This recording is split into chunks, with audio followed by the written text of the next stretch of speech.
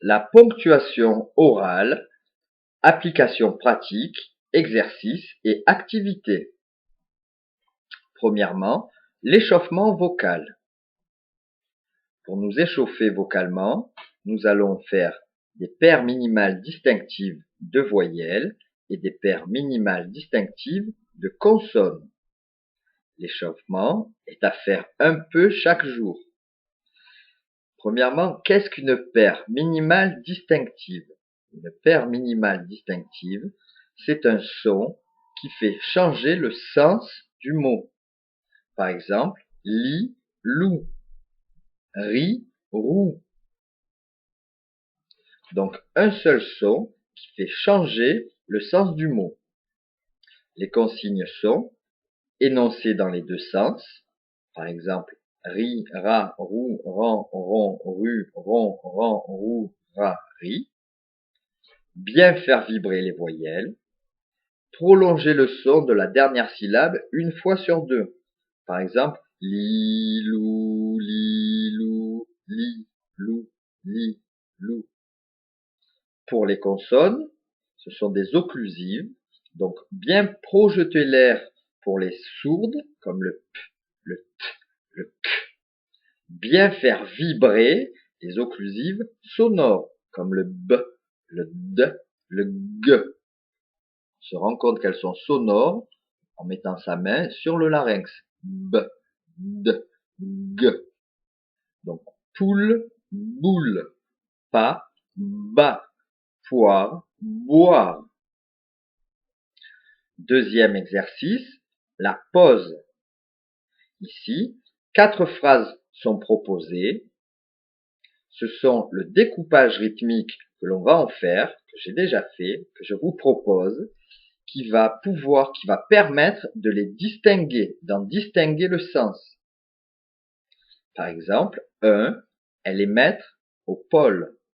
2, elle est métropole. 3, elle aime être au pôle.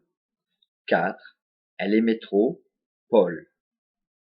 Donc, 4 usages différents de la pause qui permettent de distinguer, de faire la distinction de sens dans une phrase qui pourrait sonner de la même manière. Troisième activité, les groupes rythmiques. Donc, les consignes sont découper les phrases en groupes rythmiques. Deuxièmement, prononcer plusieurs fois selon le découpage que vous avez choisi.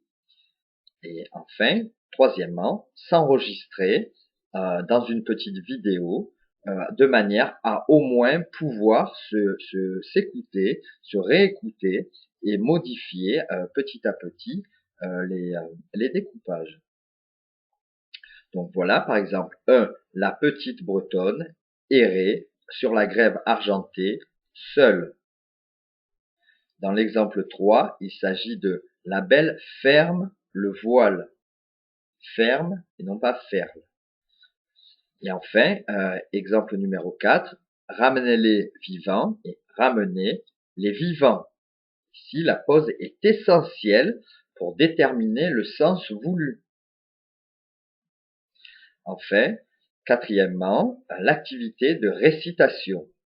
Ici, il s'agit de commencer par regarder et écouter les exemples que je propose sur YouTube, ainsi que l'exemple que je vais te donner moi-même. Deuxièmement, de découper la fable en groupes rythmiques. Troisièmement, très important, de l'apprendre par cœur, car seul avec l'assurance de la maîtrise du texte, on peut se permettre de l'interpréter. Et enfin, quatrièmement, enregistrer une vidéo à me renvoyer pour que je puisse évaluer le fruit de ton travail. À présent, je te propose Le Corbeau et le Renard. Le Corbeau et le Renard de Jean de La Fontaine.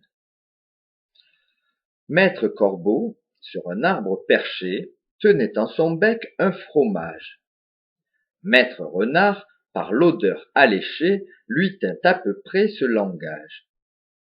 Eh, bonjour, monsieur du Corbeau, que vous êtes joli, que vous me semblez beau. Si votre ramage se rapporte à votre plumage, vous êtes le phénix des hôtes de ces bois. À ces mots, le corbeau ne se sent plus de joie, et pour montrer sa belle voix, ouvre un large bec et laisse tomber sa proie. Le renard s'en saisit et dit: Mon bon monsieur, apprenez que tout flatteur vit aux dépens de celui qui l'écoute. Cette leçon vaut bien un fromage sans doute. Le corbeau, honteux et confus, jura, mais un peu tard, qu'on ne l'y prendrait plus. Voilà, il ne me reste plus qu'à vous dire que 5 fables entrent pleinement dans l'imaginaire collectif français et constituent une partie du fonds culturel commun. Il s'agit du corbeau et du renard, de la cigale et de la fourmi, le lièvre et la tortue, la laitière et le pot au lait, ou encore Perrette et le pot au lait, et le loup et l'agneau. Bon travail et à bientôt!